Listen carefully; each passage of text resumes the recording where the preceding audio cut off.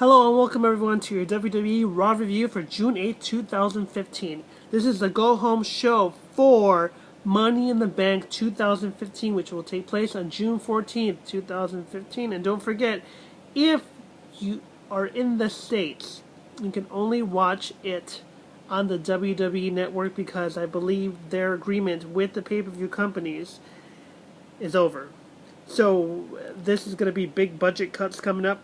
Hopefully it's not as severe. Hopefully we don't lose really good talent. But at the end of the day, they have a business to run. It's more about business than anything else. And we go from there. The show starts off with John Cena cutting a promo about how awesome he is and how great he is and how he is the measuring stick for anything that has ever happened in WWE. Because as far as he is concerned in his persona and his ideology, he is the be-all end-all in WWE. He has been champion 15 times, which means he lost 15 times. He's been an U.S. champion, I don't know, twice, maybe 3 times. He has got all these achievements, yet the fans are split 50-50, sometimes 70-30, sometimes 90-10 against him. Make a long story short, John Cena is building up his match for WWE Network for Money in the Bank. Pay-per-view on Sunday. He's doing a really good job. He's a very good spokesperson for the company. He does a very good job in selling his matches with whomever his opponent is. In this case, it's Kevin Owens.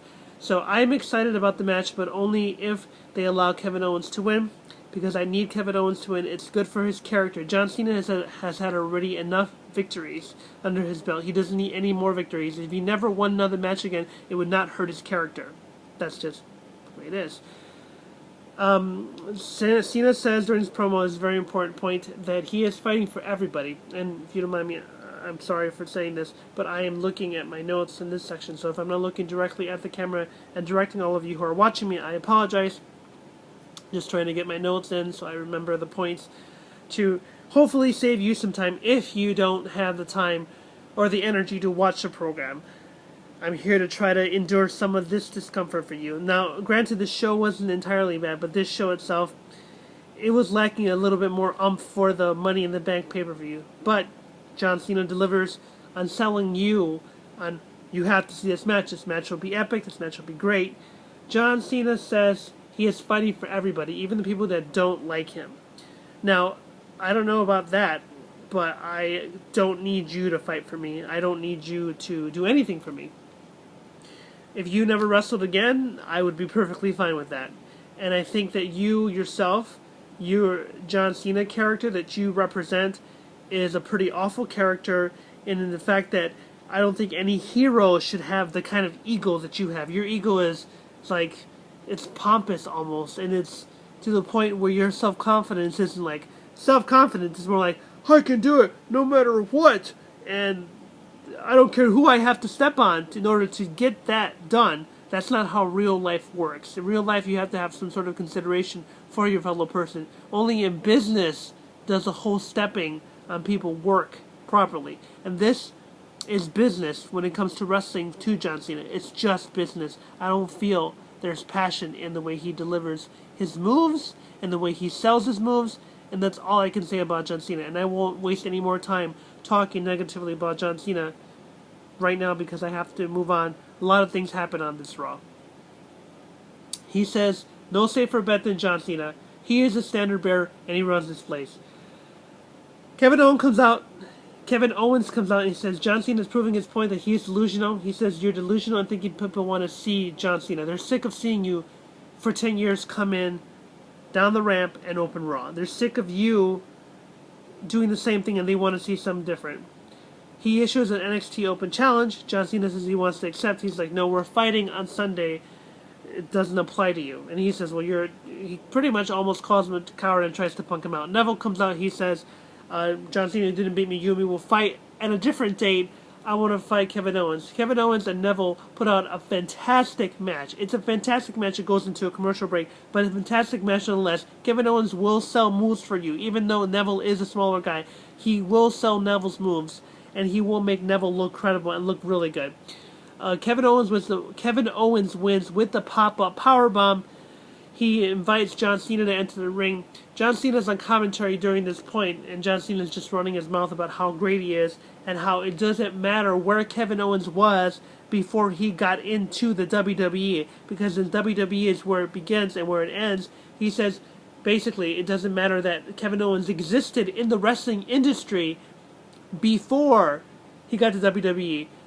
The WWE is what matters. It's the only thing that matters, which is a bunch of bullshit. You know what I'm going to say. I'm trying not to swear. So, Kevin Owens invites John Cena in the ring. John Cena comes in. Kevin Owens leaves. He just walks away. That's it. No more John Cena for the night. No more Kevin Owens. The build for the match is done. It's sealed. I don't know what they're going to do on SmackDown, but that's where it's left off. The next segment is Kevin Owens. No, we have the recap for the Rollins and Ambrose feud, and it's really good. You know, great work that they do when they recap feuds, especially when it's two people who you really want to see, because Dean Ambrose and Seth Rollins are the future of the WWE. Michael Cole makes a mistake and says the champion Dean Ambrose, and he says, "Oh, I apologize, the champion Seth Rollins." I think that Michael Cole needs a lot more work as far as making sure that you're paying attention to what you're saying, because we understand that you're just a mouthpiece. We understand you don't have any passion for what's happening in the ring. We understand that your job is just a commentator. But if you're going to call a match, if you're going to tell us about what's happening in the pay-per-view that you're building on the WWE Network, you need to get your names right. Who the champion is should be embedded in your brain. It shouldn't be something that you just kind of read off of a screenshot, read off of your notes. You need to make sure that you know what you're talking about, because you're the commentator and we are who you're listening to, unfortunately, because you can't call a match, period. So you need to make sure that your information's right. Okay, Mr. Cole? Thank you. We have a backstage segment with Seth, Stephanie, and Triple H, and basically Seth is kind of like sort of asking for the help without asking for it, and they're saying, well, you said you didn't need our help. That's what both Stephanie and Triple H say. So we're looking at a possible split with Seth Rollins from the Authority, because the Authority believe in Seth Rollins, and Seth Rollins, he already said that he is the champion. He doesn't need their help. He can do it all by himself. Obviously, he's really pissed. Obviously, the mind games from Dean Ambrose, storyline-wise, have affected Seth Rollins to the point where Seth Rollins has broken away from the Authority. However, make no mistake about it, this could be a swerve, and they could have it where they might not turn Seth face because the Triple H and Stephanie, the Authority, turn their back on Seth. It could be where Seth and the Authority pull a swerve, and they have the Roman Reigns not only turn heel and go up against Ambrose, but later on, not right now, they're going to have Roman Reigns be in the back pocket of the Authority and having him turn heel, and then having eventually Seth Rollins turn face. But that happens later on. It doesn't happen now. I predict right now that Seth Rollins will retain. However, Roman Reigns will not cash in because he is guaranteed to win Money in the Bank. The way they have him built as this unstoppable force is almost certainly guarantee that he will win Money in the Bank. And unfortunately, for those who don't like Roman Reigns, because his build is preposterous, it's to the point where he is so invincible, John Cena 2.0, that we don't want to see this again. I don't want to see this again. I don't know what everyone else thinks, but I don't want to see Roman Reigns in that top spot. He is not that good.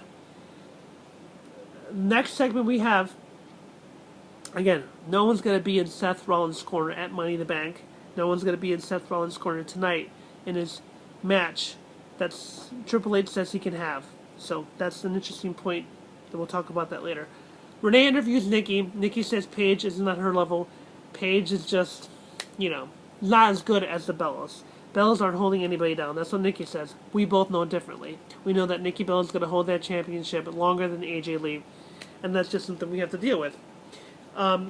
Paige versus Nikki at Money in the Bank for the WWE Divas Championship is announced. Poor build. Not that excited about the match. I expect Nikki to retain. Next segment is Number Ray versus Nikki. Match is very short. Not that exciting. At least the Divas had some airtime. Nikki wins with the rack attack.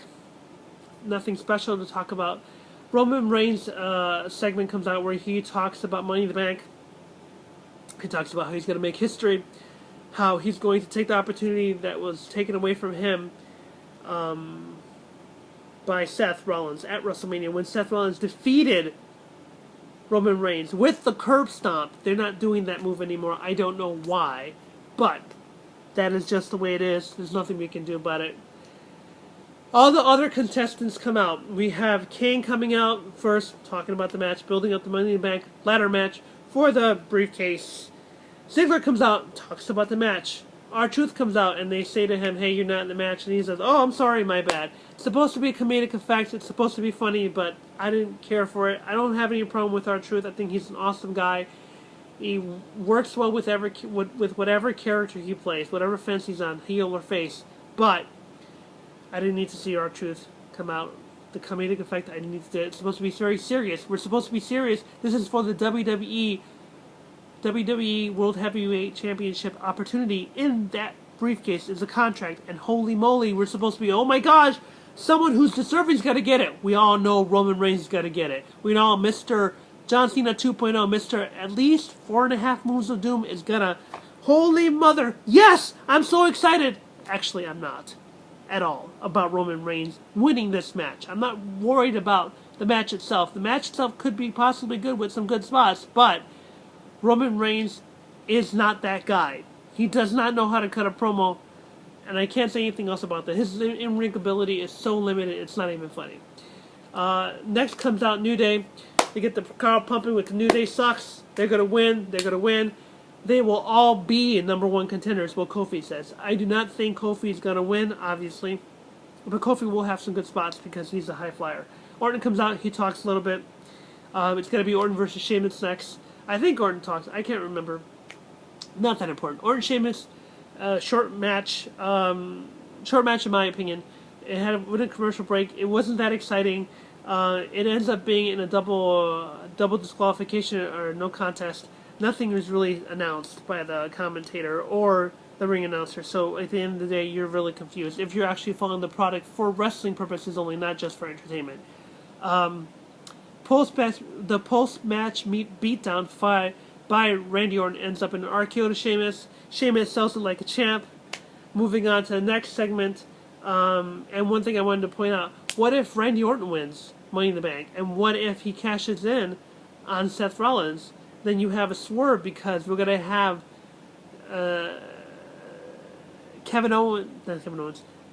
Randy Orton rejoin the Authority, and we stick a nail in Seth Rollins and you make him a face.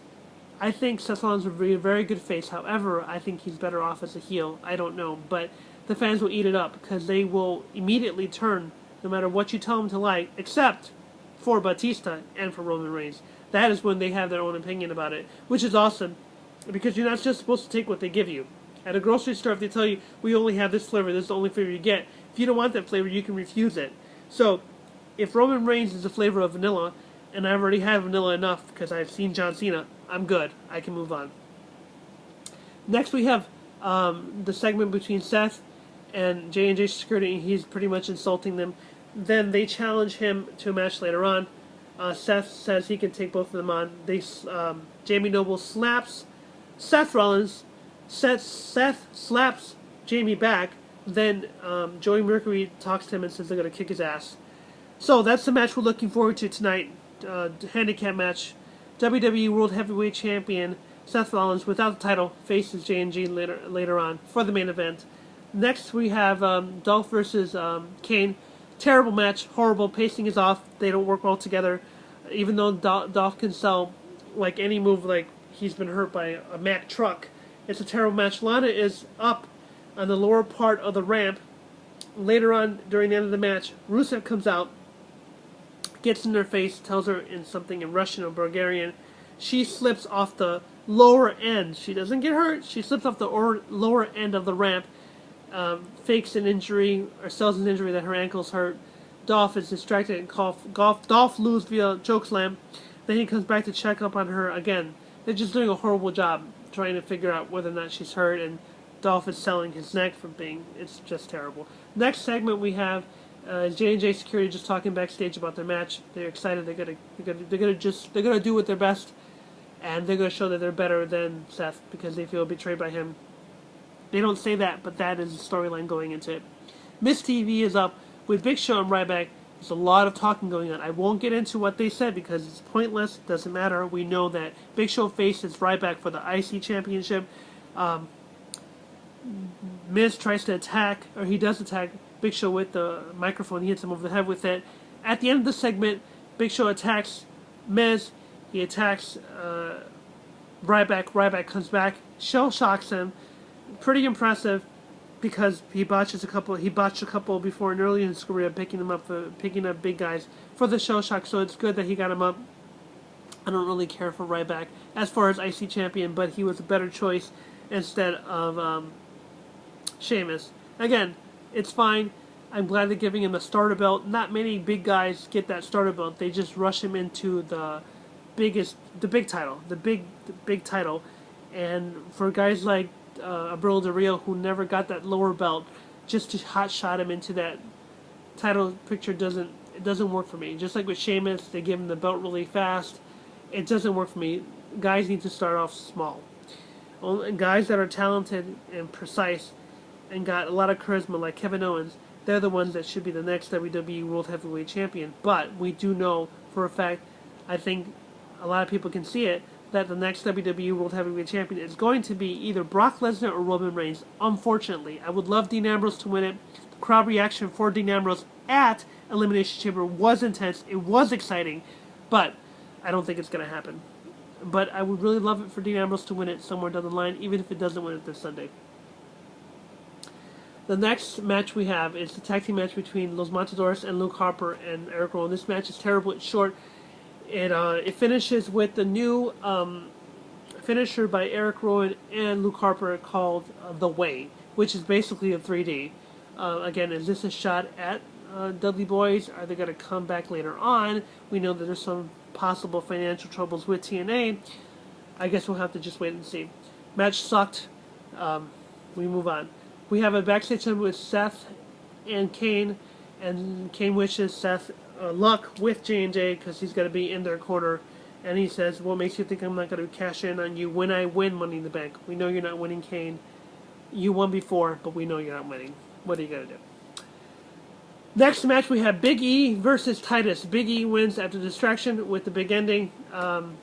Nothing happens special. Just a very short match. A lot of power moves going on. Nothing special. Very forgettable. We move on. Roman Reigns comes out. Roman Reigns comes out for the second time in the show, and he's going to come out to face Kofi Kingston. Why is this match happening? Why is this match happening? It's announced. Oh my gosh. R-Truth is going to be on the kickoff show facing off against King Barrett. How far King Barrett has fallen. How far has both of these characters fallen to be on the kickoff show? And no Stardust featured at all. How far has he fallen too? All about the little moments you have to be on screen. Little moments you have to actually have airtime. It's so disappointing to not have that time after you put on such a good showing, both in ring and on the mic. Can you believe it? After a hard-fought match, Roman Reigns wins off of the stupid man punch. And I call it stupid because it's a stupid move. I hate it. I don't like Roman Reigns. I hate how he's being shoved down my throat. I don't like him. He's worse than Batista.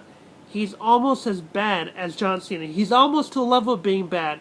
But you're going to have him face Kofi? You're telling me this guy is going to be the next WWE World Heavyweight Champion, and you have him face up against Kofi? Kofi doesn't even weigh 175 soaking wet.